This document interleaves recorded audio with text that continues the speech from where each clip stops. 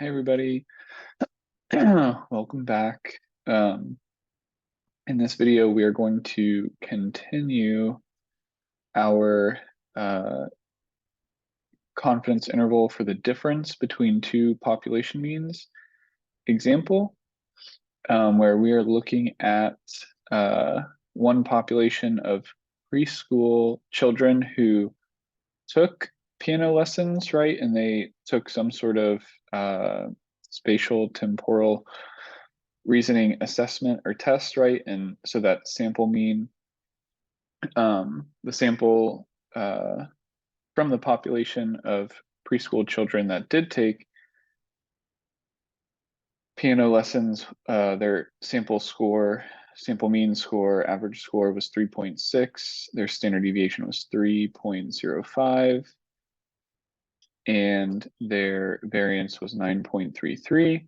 And then from our second population was preschool children who did not take piano lessons, right? They were given the same test and their sample average score was only 0.386, with a standard deviation of 2.4 and a variance of 5.87.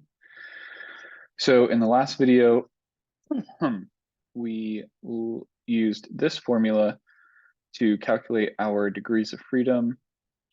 It looks pretty scary, but it really wasn't too bad. It takes a few minutes, right, to do it step by step.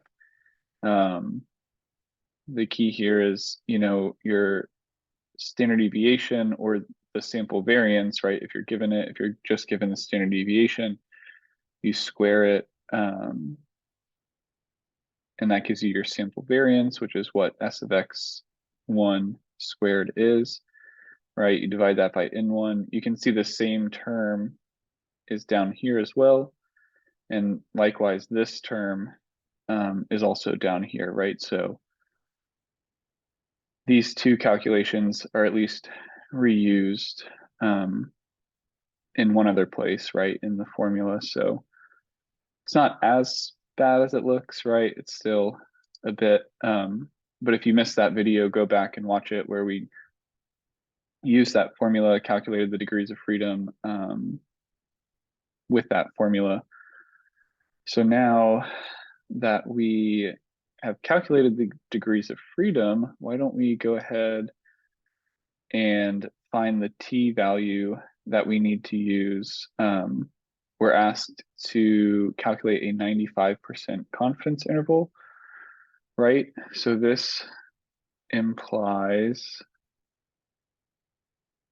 that our alpha 95% confidence level implies that alpha equals 0.05, right, or 5%. So then if you divide this by 2,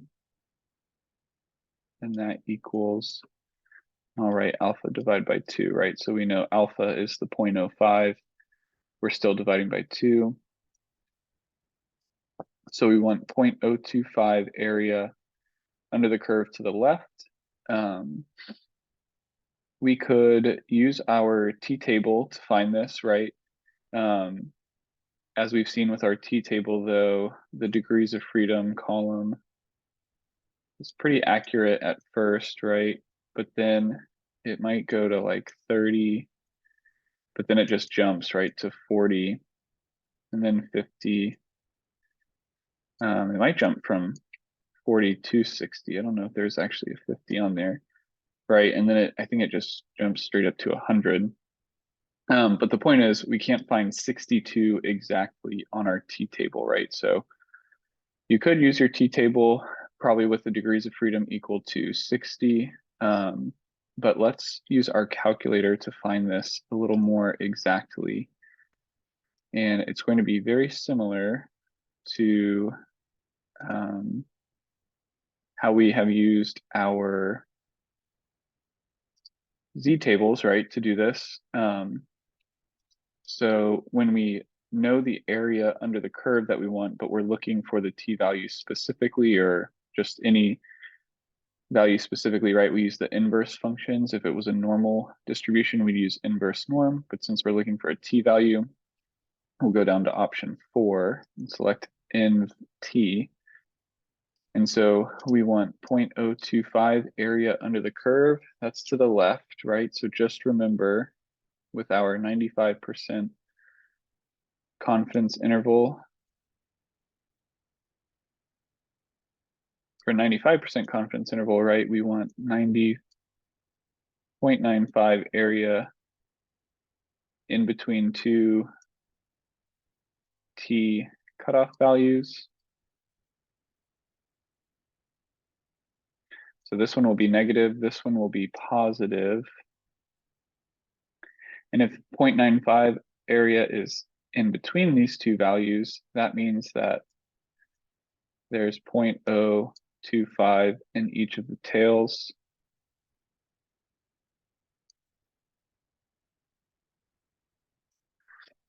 Right, so we're finding this negative T value. This will give us a negative value, and we really just plug it into one place. But we know the positive kind of, I don't think reciprocal is the right word, but the positive form of this, right, is kind of what we'll use in our formula. We're doing plus and minus, so it doesn't really matter too much. So we're doing 0.025 area under the curve, right? That's always to the left in our calculator. And here we can plug in exactly 62 degrees of freedom, right? So this will give us a slightly more accurate answer than our calculator. So that T value is negative 1.998. So we'll use, 1.9989. It's essentially almost 2.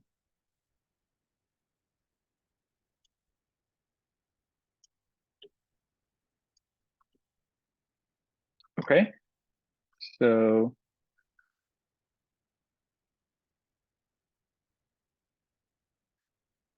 nine, 8, right? So there's our T value, X bar 1 minus X bar 2 just comes from our table, right? So 3.617 minus 0.386. And then we multiply our T value by our variance of sample size 1. It's 9.33 divided by the sample size for our first group, right? So divide by 34. We add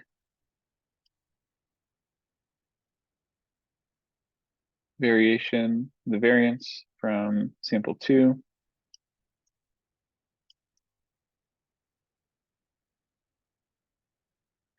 Divide that by the sample 2 size, right?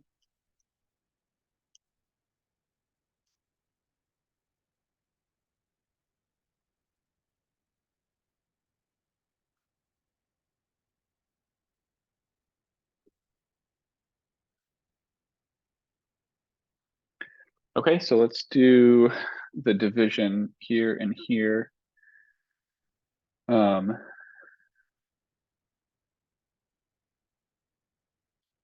And let's do the subtraction as well. So if we do 3.617 minus 0.386, we get 3.23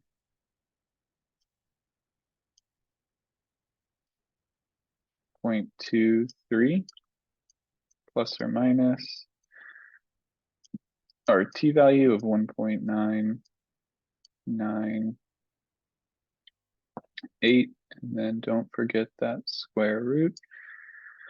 9.33 divided by 34 is 0.2744.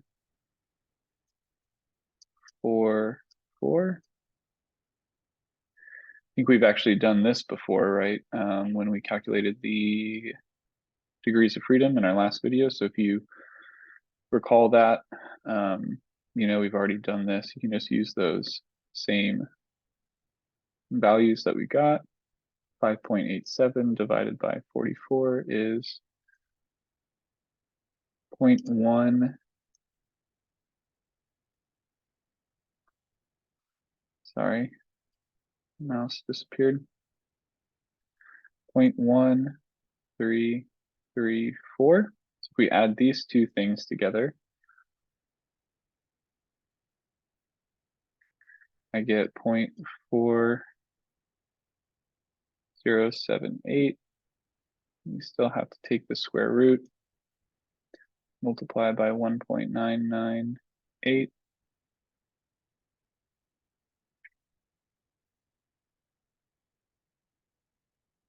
Okay, so if we take the square root now of 0.407, I get 0.6385. Still have to multiply that by 1.998 and plus or minus 3.23. So if we take this 0.6385, multiply by 1.998, I get 1.2276. Oops.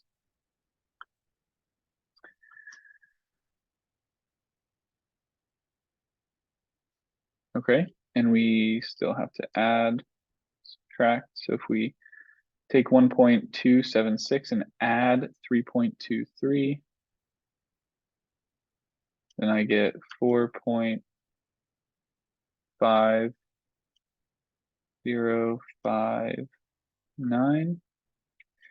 And if we take 3.23 and subtract 1.276, I get 1.954. Okay, and so these are a little out of order. We calculated the 95% confidence interval, right? So now this is what we got for the difference between these two means. So now let's ask ourselves, do piano lessons improve the spatial temporal reasoning? Well, if piano lessons improve it, right, then the sample mean for the kids that had lessons, right, which was this first group, should be larger, right? So our difference, if the larger thing is subtracted from a smaller thing, then that difference should be positive, right? Which it was, and our entire interval is actually positive as well. So because our interval is positive and does not contain 0, then there is significant evidence, right, based on this confidence interval, that the average score of a child that takes piano lessons is greater than the score of a child who doesn't. Assuming the higher you get on the score, the better it is. Then yes, those children who take piano lessons maybe do have improved spatial temporal reasonings, right, based on these scores. So in our next video, we will talk about hypothesis tests for the difference of two means.